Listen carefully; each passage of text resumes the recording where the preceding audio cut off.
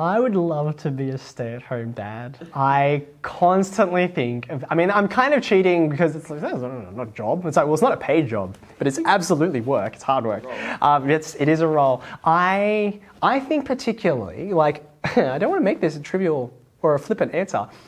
In today's society, family, we all kind of know that it's important, but certainly when I grew up, there was so much of a primacy placed on, like, what are you at school to do?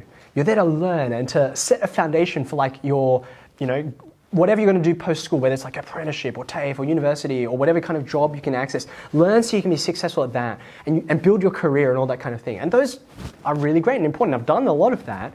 But at the same time, I think as a society, particularly Western society, is very individualistic. And so being able to value family and say that's important, I think that's something which certainly my generation, and perhaps yours too, needs to hear and to place emphasis on. So there's your answer. I think I just want to be dad. I want to say, what I love about this question is that you assume I have a really good answer for this and I'm doing it well, which sometimes I do. And we all have journeys up and down as we learn, particularly as we go through different chapters in life. The demands on us change. And so it's like, I've just worked out how to have a good balance. And then I got a job, or you go to uni, or you start a family, all these kinds of things, right? There's probably 3 important pieces to this puzzle. Number 1 is about relationships. Number 2 is about your physicality. And then number 3 is about work and perspective. So number 1, we're human. We are built for relationships. And all the relationships around you, your friends and your family, they have to be placed of utmost importance. Like, no one is going to be on their deathbed thinking, man, I wish I had put in those extra hours that late Friday night. They're going to be thinking, I love my family. They're the ones around me right now. Or if they have regrets, it's that I wished I had spent more time with my children or with my brothers and sisters, whatever it happens to be, right? So caring for and giving time and investing in our relationships, particularly whenever we enter a stage of life that's like very, very busy for a season, that's going to happen, but you've got to come back to make what makes you who you are and what sort of defines you. And those are the people who you love and the people who love you. So that's the first thing. The second thing is, you just got to learn to eat, sleep, exercise properly. It never becomes easier. For my own part, it took me a long time to learn this, but I like running. I have the figure of a long distance runner. It took me a long time to realize that. I thought at school, all my popular friends were like very muscular. I'm not that, in case you couldn't work it out. So it took me a long time to realize, okay, I'm just going to get out there and I'm going to hit the pavement for 15 kilometers, right? Or do a half marathon or whatever it is. For me, that's what really works, right? And being able to eat and sleep, like there's no substitute for those.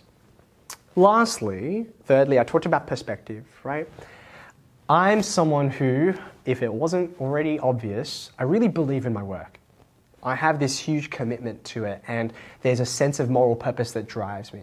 But at the same time, I know it has its place. I'm going to do the very best I can to the utmost of my ability.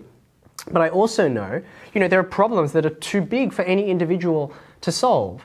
There are things that won't get better even if I just burn the midnight oil and go to sleep at 3 a.m. every day for 5 years. All that's going to do actually is it's going to crush the first 2 things that I talked about. Now, there's a place for having single-minded devotion towards a goal. All of the greatest things that have been ever done in anyone's life have been accomplished by these incredible feats of human commitment and dedication.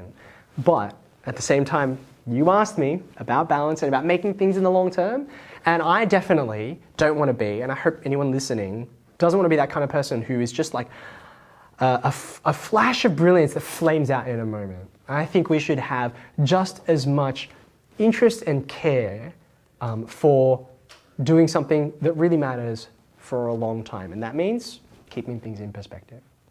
I'd probably say there are 2 goals that are in my medium-term future that I definitely have my eyes on and I'm excited about working towards. So the first one is, as you mentioned, here we are at the Department of Education, and one of the reasons why I work here is it gives me the opportunity to not just have impact at my school, at a local level, but across the state. And I am hugely privileged to be able to lead a team of people who are all about what we call instructional leadership. So this is a particular kind of leadership in education that's not about management or administration, but it's about how do you teach things well? How do you teach things in a way that's based on research and evidence and really makes a difference for students? So my first goal here at the department is to be able to create and sustain a model for that kind of instructional leadership that I mentioned you before, which you can find in other parts around the world, like Singapore and Canada. They have models for instructional leadership. Here in New South Wales, even mostly across Australia, we don't really have that kind of thing. So I am part of the drive to create that within the New South Wales Department of Education. The other thing is, right at the top you mentioned that I, this year, started a Professor of Practice role at the University of Sydney. So that's where I studied to be a teacher. And it's exciting, but also terrifying to have the opportunity to teach the next generation of teachers. And yeah, I am that age where I have a responsibility to give over, to invest in that next generation the same way that my mentors invested in me. So I hope I get to pass on some of those lessons to the teachers of the future so that they can, carry that baton and that light forward so that schools will always have great educators and great leaders in them. When I think about mathematics, when I think about any power, because mathematics is something which has power, the way that we communicate, like say the internet, that has power. The way that we, have technology, the Industrial Revolution, they have power. All power can be used to include or to exclude. And across the diversity of the human race and across history, we've seen both of them, right? So I think the first thing I want to say is that mathematics is a power that we have to be careful with because, say for instance, I think about how we use mathematics to govern the social networks that we use to communicate around the world. In case anyone who's listening doesn't realize it, when you open up and you start scrolling through a feed, whether it's Instagram or I was about to say Twitter, but X or whatever people call it, Facebook, Snapchat, TikTok, you're not seeing everything that you're connected to or that you follow. That's impossible. There's way too much out there. Those companies, those massive technology conglomerates, they're deciding on the basis of algorithms and mathematics what to show you. They're deciding what to show you on the basis of what they think will keep you more engaged for longer, maybe click on some of their advertising and things like that. And this is power that's being used, to drive profit, sometimes to connect things or to send out a message. But there's great care that we need to take because if we don't carefully guard that power, it isn't used for inclusion. So how can we actually sort of turn the tables on that? Well, I think about, for instance, democracy, which is all about inclusion, right? It's about representation and being able to say every people group has a voice. Democracy is driven by mathematics. Why do we have a census every 10 years? What's the Australian Electoral Commission doing to make sure that actually we have equal representation across the geography of the Australian continent? We use mathematics to calculate those things and be able to say, yes, this community needs to have a senator, a minister of parliament. We need to ensure that when we use data to understand a people group, we say, wow, look at these young people in the 16 to 24 age bracket. See how the demographics are changing. We need to make sure that what our society provides reflects the increasing size of that people group and also the needs that they have. So mathematics is used as a tool to understand society, and that's how it can also be useful to change the way that we have inclusive practices in our society. We can't be inclusive unless we understand the people who we're trying to include. So that's one of the ways I think mathematics can be powerful there. I'm going to try and give almost the same piece of advice to both groups, but in reverse. Let's see if it works. My best piece of advice to students is the best students are teachers.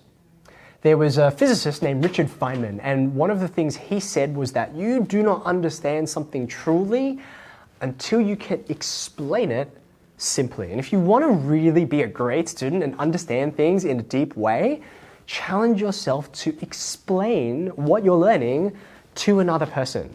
Sometimes I will think to myself, I understand this, I get it, I know how it all works, and then I'll stand up in front of my class and I'll try to explain it and I'll be like, you know what? I don't understand this as well as I thought I did. Or a student in my class will ask me a question and I'll realize I don't have an answer because I don't have a depth of understanding. If you want to be a better student, put yourself in a position of explaining to your peers, to your family, to someone who doesn't know, you'll pretty quickly work out the things that you can develop and strengthen in. So that's the first piece of advice to students. The piece of advice to teachers alludes to something you've actually said a couple of times throughout this interview, which is not only are the best students teachers, the best teachers are still students. They're still learning. They still have the empathy that is required to be a great teacher that can only be developed if you still remember what it's like to learn something and for it to not make any sense and for you to be lost and confused and like, I don't even know what the symbols and notation of this question mean, let alone how to solve a problem. And so a great teacher is going to be someone who constantly doesn't just remember that from a long time ago, but actually will put themselves back in that position over and over again. I love being able to learn new things. This year, I learned how to solve a Rubik's Cube, which is something I've wanted to do for like 30 years, which is embarrassing to say that aloud to a room of people this young, but it's true. And I remember picking up a Rubik's Cube that belonged to my brother when I was little and thinking, this looks okay. And if you ever tried to solve a Rubik's Cube, you can solve like one side and it looks great. And what you've actually done is make it impossible to solve the other sides. You're like, rats. I learned to solve it this year and it really hurt my brain and it was so important that I put myself back in that spot so I could think to myself, oh yeah, this is what it's like when you're in that sweaty brain sort of learning pit of despair and you've got to climb out through difficult effort and time. So I think my advice to teachers is remain a student, keep on learning and be deliberate about it.